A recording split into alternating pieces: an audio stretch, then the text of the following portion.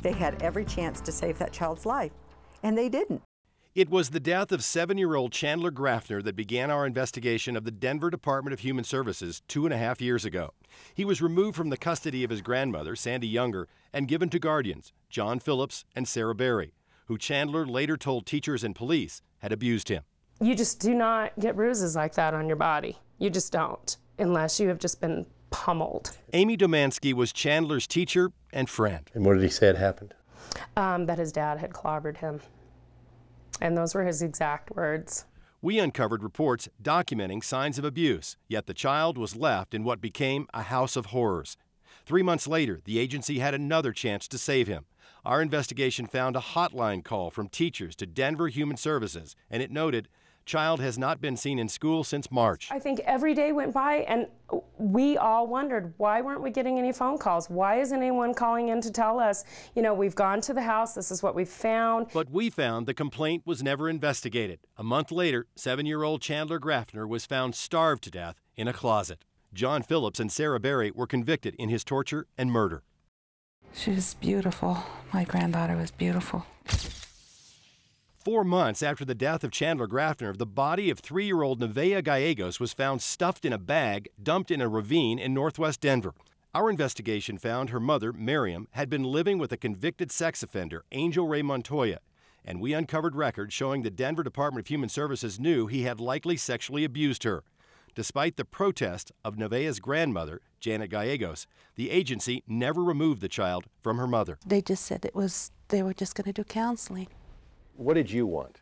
I wanted something to protect the baby. Angel Ray Montoya and Miriam Gallegos are now being held for the murder of the child. Under pressure from our reporting that showed a consistent pattern of incompetence and poor judgment, the mayor of Denver ordered a third-party review of the Human Services Agency. I think the questions you're raising are directly related to, do we have the right procedures in place? I think that ultimately that responsibility is mine to sit down and sift through the consultants and say, do we have a systemic problem or do we have a personnel issue? As the review was underway, we uncovered even more fatal errors. 3-month-old Luz Valdez died of a head injury. He handed me the baby and she was limp. She wasn't breathing right. Her mother had reported a month earlier that her boyfriend, Isidoro Valdez Ruelas, was dropping the child in anger. Denver Human Services closed the case, never having interviewed the alleged perpetrator. The boyfriend was later convicted of killing her.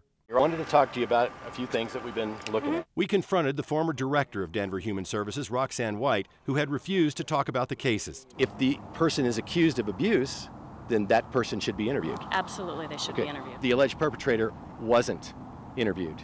Was that a mistake? Yes, that's a mistake. And our investigation found that mistake was repeated once again in the death of yet another child, 2-year-old Jocelyn Asbury. Every person who is in the house and has caretaking responsibilities for the children should be interviewed. But when caseworkers visited the home after reports from Jocelyn's school that her sister had been injured by her stepfather, he was never interviewed. 6 weeks later, Alexis Ortiz was convicted in her death. We've added quite a bit of structure to the process, and we've done 2 rounds of that to make certain that staff really understand what needs to be done in risk and safety under the new changes. The new changes were mandated with the release of a scathing report from the third-party review last year, a review prompted by our investigation. It found that caseworkers had not been properly assessing the risk to children and thereby leaving them in danger, and that a basic checklist for interviews was not being followed, nor reviewed by supervisors. Before an assessment is closed, we've instituted a very thorough checklist of what all the worker has to make certain they have done. And the director announced new hires to manage overloaded caseworkers. We have made certain that we have added a high-level child protection division director. But as the review was released, Roxanne White resigned as head of Denver Human Services, leaving it to others to implement any changes. There were mistakes, people made mistakes, they're going to correct them, they're already retraining people. Meanwhile, the investigation into child deaths was expanded to 13 statewide. Deaths that were found to have been preventable. We as a state and we as a community should be outraged. That prompted Governor Bill Ritter to require immediate remedial training for county caseworkers statewide and additional data entry resources to track cases. And he signed an executive order creating a child welfare action group to make recommendations for changing the state child welfare system. Given our investigation of additional deaths and a continuing pattern of apparent mistakes by DHS, what has really changed? And what about the promises made by state officials? Coming up, are the state's most vulnerable children really any safer? If we have a system that at any level is failing children, whether it's a county system or a state system, we have to change it, we have to improve it.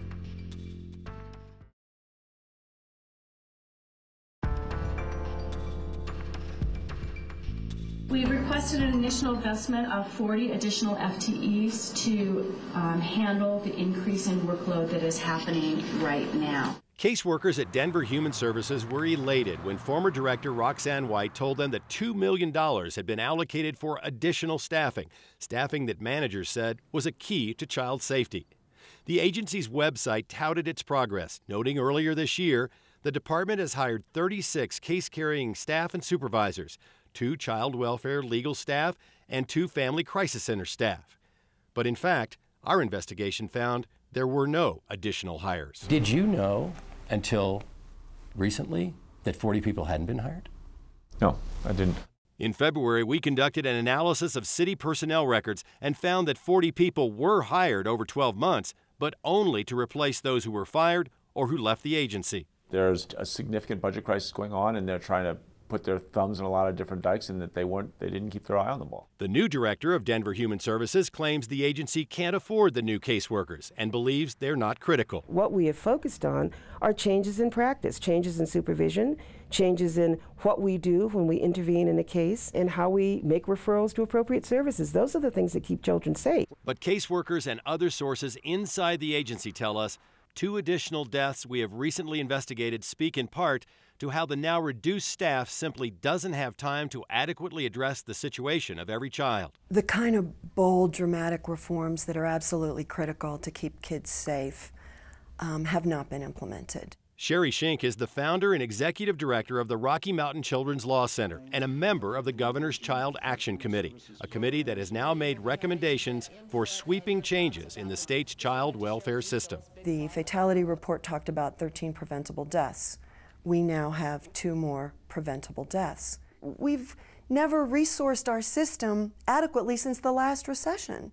A November follow-up report on last year's third-party review, a review prompted by our investigation, makes clear that many of the needed changes in Denver have not been made due to the national economic downturn, causing cuts in service and creating an atmosphere of uncertainty about the future. There's just a total lack of consistency across the 64 counties in how different agencies or law enforcement and human services respond. At the state level, Governor Bill Ritter has embraced the recent recommendations of the Child Action Committee that would bring more state control and oversight. And in the past 2 weeks, a federal report giving Colorado a failing grade in child protection has verified much of what we found in our investigation and given the governor an even further sense of urgency. My view was the system was inferior to what we could design to protect kids, and that was made obvious by the number of child deaths, and you know that, and you reported on it. So what I think this does, it validates our sense that this system needs improving. Among the most important recommendations by the Child Action Committee, a state training academy for caseworkers to ensure consistency in training statewide. Better trained caseworkers may have saved Luz Valdez and Jocelyn Asbury had they interviewed known perpetrators who eventually killed the children. The training program is already operating. The committee recommends a child advocate outside the normal system who could be called by anyone who believed a case was not getting proper attention or if a child is at risk. Such an advocate could have saved the life of Chandler Graffner. A centralized state hotline would ensure every child abuse call gets a proper response regardless of which county is involved. A uniform response might have prompted removal of Angel D. Herrera from the foster home where he died, unsupervised in the backyard in a trampoline accident. There are some things we've already done based upon recommendations, things that we can do in this next legislative session. This report says there's an urgency to do that. At the end of the day, it's not about systems, it's about children. We have a long way to go to ensure that we're doing all we can to protect kids. So now, in a period when the state government is cutting hundreds of millions of dollars from its budget, the question is, will the legislature act? Or will the most vulnerable children of Colorado continue to be failed and forsaken? I'm John Ferrugia, and our investigation continues.